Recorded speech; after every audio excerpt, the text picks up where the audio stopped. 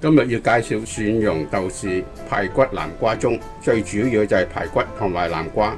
骨咧有300克，瓜嘅大細主要睇下你嘅排骨有幾多，最緊要瓜可以放得落所有嘅排骨就得㗎啦。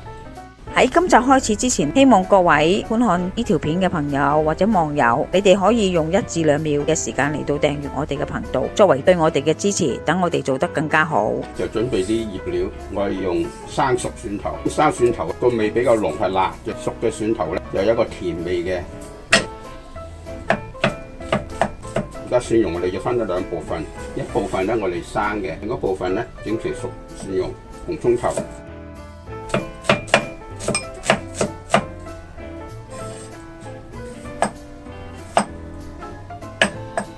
將啲薑絲放埋落啲生嘅蒜蓉薑蓉度，燒熱啲油，佢係8、9成熱，見到佢起白煙，油溫就應該差唔多噶啦。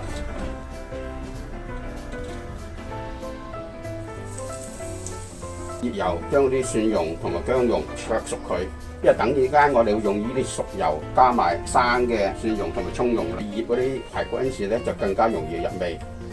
排骨咧我熱水淥一淥佢，出咗咁啲血水腥味，其他啲熱味。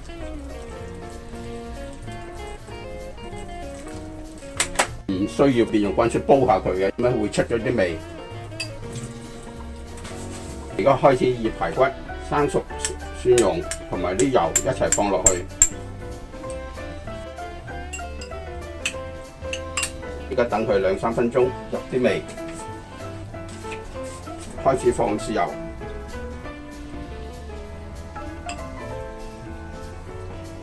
醃半個鐘頭到1個鐘頭度，切一個頭出嚟。你將個南瓜裏邊嘅核攞起佢，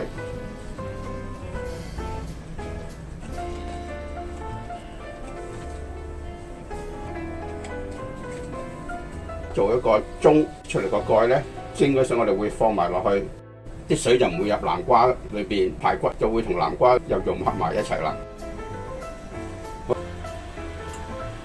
入嚟啲咧可以醃耐啲，小心咧就豉油就唔好放咁多，鹹味咧就會入去，咁啊可能會比較鹹。用牙籤定好個位，蓋就唔會走啦。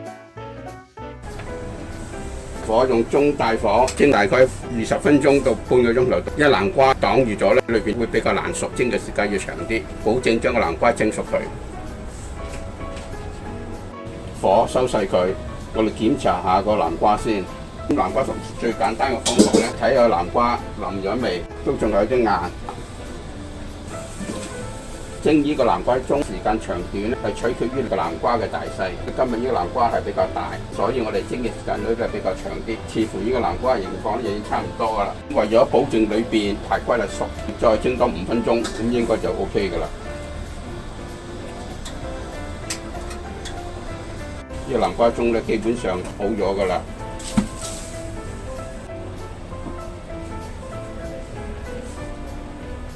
裏邊啲排骨應該就係熟咗㗎啦。如果你人多排骨多，又驚時間長咧，你將個南瓜嘅肉刮走一啲，等佢薄啲，啲排骨容易熟啲。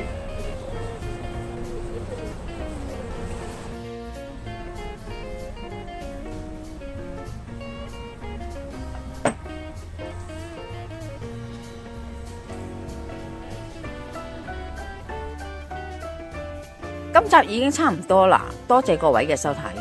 詳細食譜我哋會上傳喺 Facebook 嘅專頁裏邊，有興趣嘅話可以查閱。另外，如果喜歡我哋頻道嘅話呢，可以訂閱我哋嘅頻道，以作對我哋嘅支持。希望大家喜歡，我哋下集再見啦，拜拜。